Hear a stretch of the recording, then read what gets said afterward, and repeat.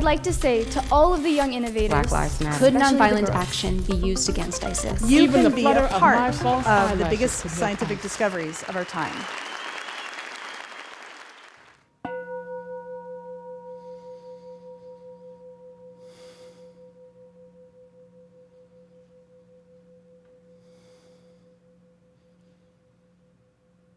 I have arrived. I am home in the here and in the now.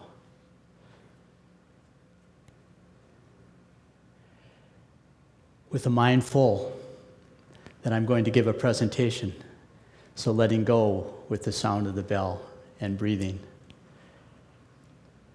I have a few questions for you. Do you find that you are often busy and in a hurry? I think that's many of you. Do you find that your mind is full of worries and responsibilities? A few more. Do you find that because of these things, you're often not as present with those you love and those you care about? I'm in the right room. I was aware that for many of us, including myself, when I have these things going on in my life, I tend to get busier, consume more, including social media. I was recently in a restaurant having dinner, and I was observing a father and daughter having dinner for about 30 minutes. The girl was about 7, and the father was on his cell phone. And for 30 minutes, she asked him questions, and he gave a 1 or 2 word answer, and he went back to his cell phone. I felt sad because I triggered back to myself as a young dad when I had a son and daughter about that same age. I was reading bedtime stories, and I would often skip pages. Anyone ever do that? A friend of mine said, "How could you do that?" She loved books. "How could you ever do that?" I said, "Well, it was easy then. I was essentially wanting to get back to work.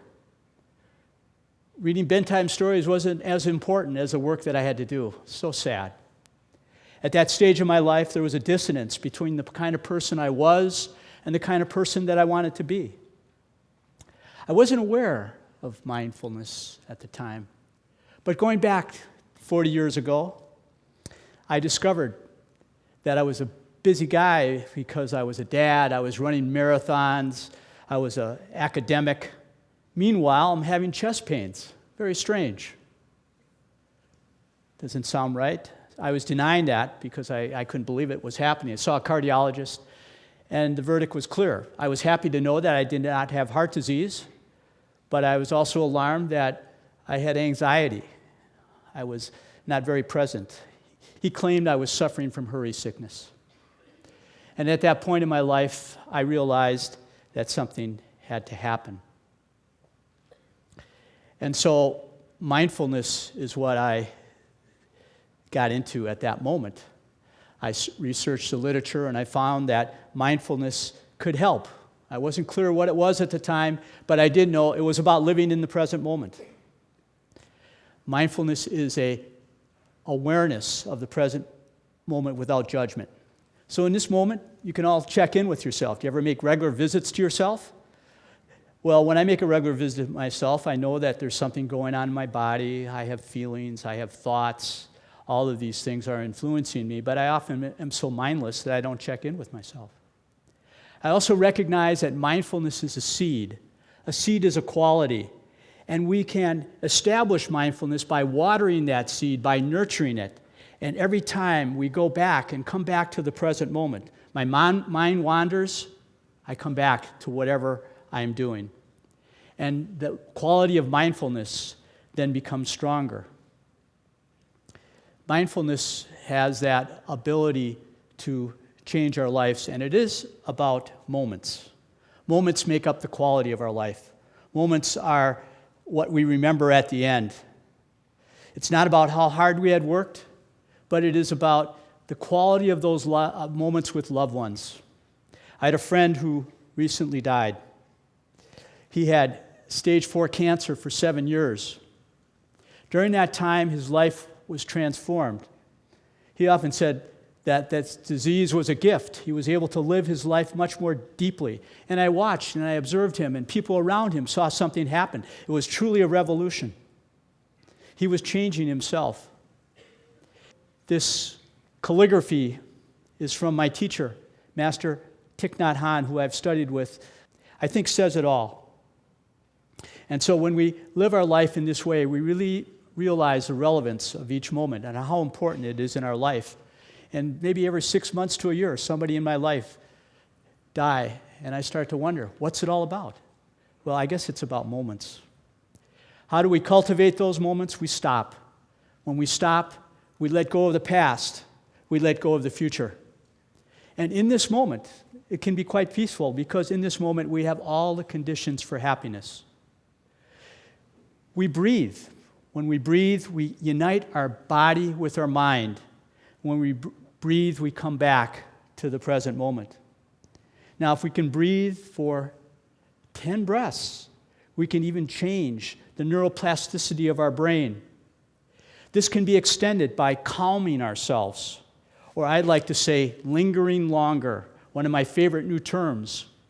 When we calm ourselves, we're focusing on what is going on in that moment. And when we linger longer on it, we establish a wonderful connection for life as it is happening in the present moment. So by stopping, breathing, and calming, we water the seeds of mindfulness, and we develop this personal revolution within ourselves. The bell, as I invited earlier, and I'll one more time.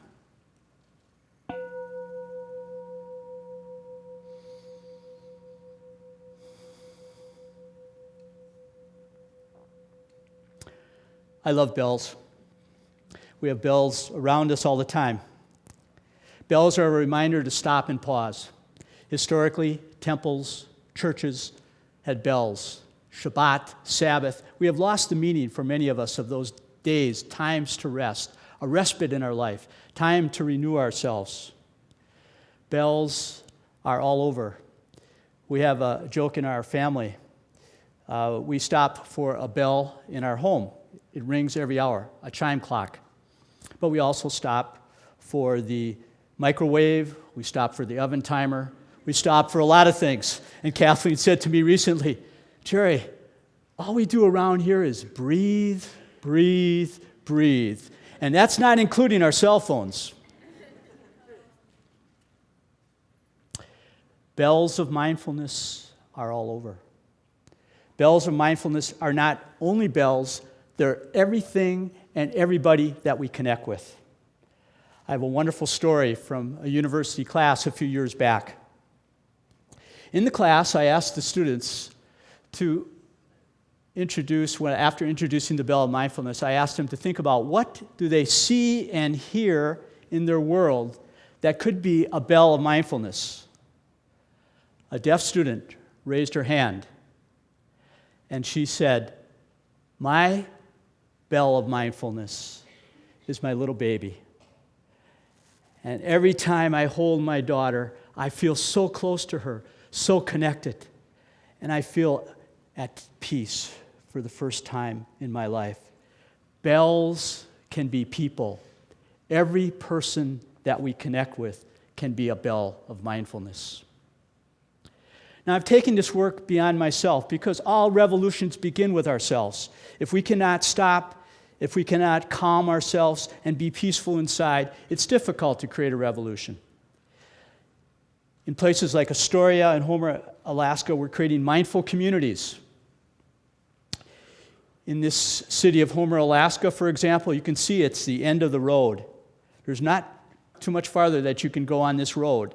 There are 5,000 people. It's 200 miles south of Anchorage. In this community, we have worked with doctors, healthcare professionals who are using it as a practice to heal themselves. We work with mental health professionals who are using it as a paradigm in their practice. We're using it with students, teachers, parents, as a way to enliven and use mindfulness as a paradigm, as a model that they can use in their life to connect at a deeper level. So I believe all of these are opportunities for people to be revolutionaries in their own life. I had a call once from a person a couple months ago who was in a recent program. He happened to live off the grid, if that's possible in this area, farther away than this picture indicates on a reservation. He came to a 2-hour session. He wanted to let us know how that changed his life. He never heard about mindfulness, and he was able to go back to his village, go back to his home, and be with his dad in a more mindful way, a present way, while his father was dying. He was living in the present moment, helping his father, helping his community, and making a difference. In our life, we have all witnessed a moon. Do you remember 2 months ago? The supermoon. My wife, Kathleen, called me to the window. She said, "Jerry, look at this." We stopped. We paused. We took a breath. We calmed ourselves. And we smiled. We lingered on this moment. It's still in my consciousness, like many other moments in our life. And I recognize that in that moment, we can all be revolutionaries. If we stop, if we breathe, and we calm ourselves, we can be the change that we want to see in the world. And if that change is related to creating understanding, love, and peace, we know it's a true revolution. Thank you.